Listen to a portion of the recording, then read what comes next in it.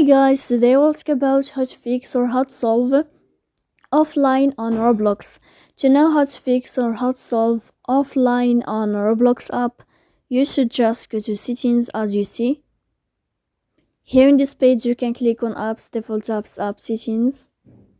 Then this list you will enter to the window or to the app of Roblox, and you can click in this page.